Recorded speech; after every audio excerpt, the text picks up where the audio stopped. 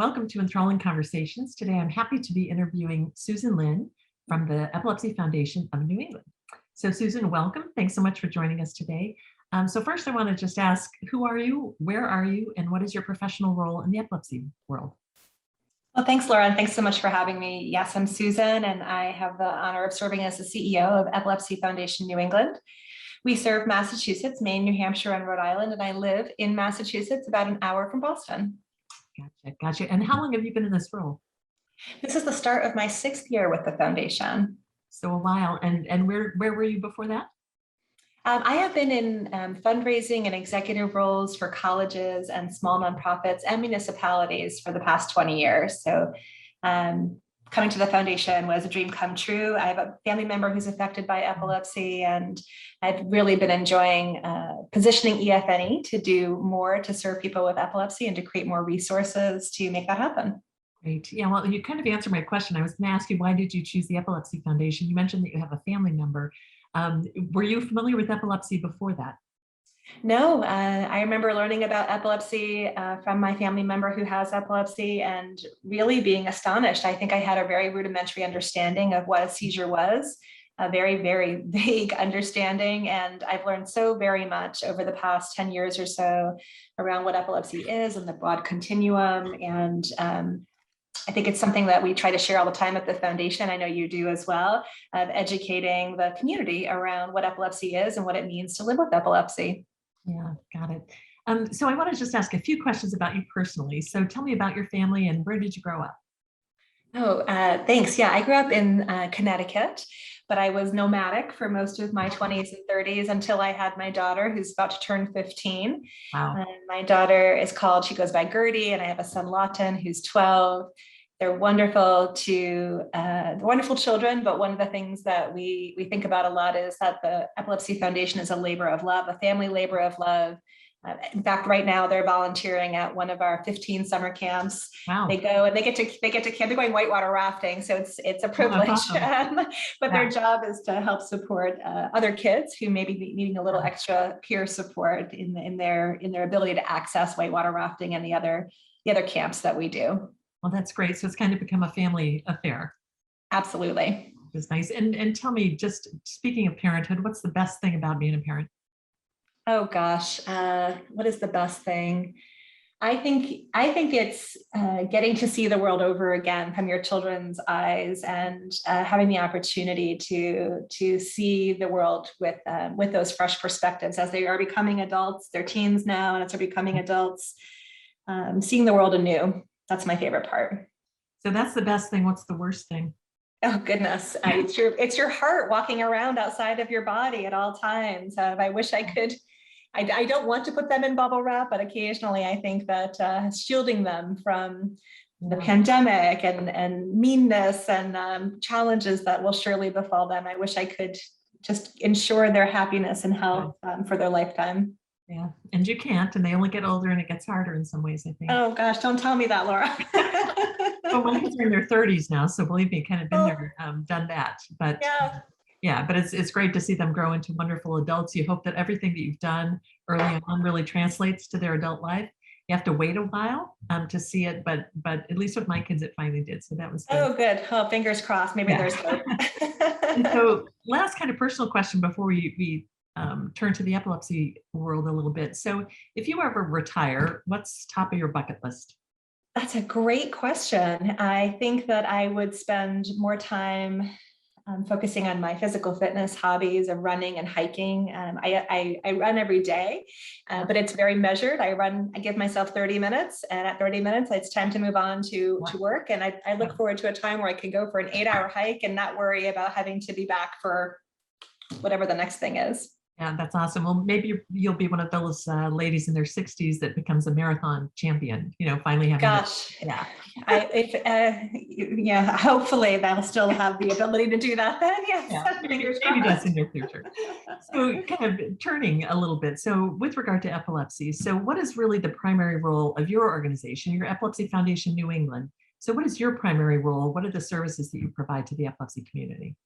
Yeah, so as the CEO of the foundation, I have the honor of doing lots of everything to help people living with epilepsy, but we really see ourselves as a balance to the medical community services. So we provide the wraparound community-based support that help improve quality of life for people living with epilepsy outside of the medical care they receive. Right. To that end, we offer a continuum of wraparound services, support groups, educational programs. I mentioned camps, advocacy and public policy. And we focus a lot on youth. We focus especially in New England around the 18 to 25-year-old group, because we recognize the challenges of that age group for everybody, but especially the challenges of navigating those waters successfully as a person living with epilepsy. Yeah, well, that's great to hear. So, I want to spend a little time, because something recently very exciting, there's been a new exciting development for Epilepsy Foundation New England, and that is that for the first time, the CDC put out a request for applications for a Series B grant within the cooperative agreement for epilepsy. And Epilepsy New England was one of 4 regional organizations that got that $1 million per year grant. So would love to hear, how did you apply for it? What was behind it? What do you expect to expand? What will that $1 million make a difference in the way that you provide services? Well, thanks, Laura. Yeah, we're so excited to work with the CDC and EFA and the other partners in this cooperative agreement. And we applied because in September 2020, so just a year ago, we launched a program called Epilepsy Resource Rooms. And epilepsy resource rooms are spaces primarily right now in epilepsy centers, designed to be places where people can go for additional information about epilepsy, for support, connect them with resources of Epilepsy Foundation, but also community-based resources. And so our grant is to support that model. So we've learned a lot in the past year about what works and doesn't work, but we have a lot more to do to improve our epilepsy resource rooms. Particularly, the funding allows us to bring on board a social worker to support the care management function of epilepsy resource rooms. And it also enables us to have a new database that will allow us to monitor and track clients' individual goals in a way that supports client outcomes, but also allows us to communicate with their healthcare team in a HIPAA protected environment that really puts the patient or client in the center of their quality of life goals. So we're really very, very excited and honored to have this opportunity to refine what we think is a winning strategy to help people, the 1/3 of people really that are more on the struggling side of living with epilepsy. So the Epilepsy Foundation, the national office, is part of the 5-year cooperative agreement for the large award, which is $3.5 million per year. So tell me, how do you anticipate working together? This is the first time that regions have had part of the grant. So we've always tried to provide national services across the country, but how do you think about interacting with the national office? So as we were planning our proposal, we did consult with your team, and I think that our proposal supports the goals of the Epilepsy Learning Health System and EDEN. They're very synergistic around how do we help people living with epilepsy, again, measure quality of life? How do we help people to provide their healthcare providers with more complete data? That's been an issue, as you know, in our community.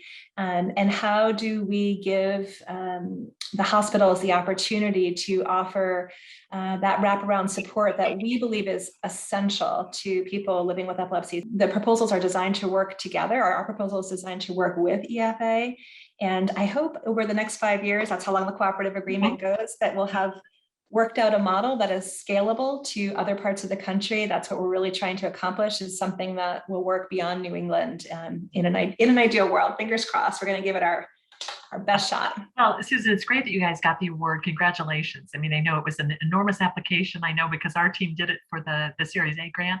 So we're thrilled that you guys got it. We can't wait to partner with you. And I think Epilepsy Foundation New England has been a great example of how you can effectively work with epilepsy centers. I think through your care model, your resource center model has been an excellent example of how we can work together with those centers. So hopefully we can replicate that across the country in other parts of our territories as well.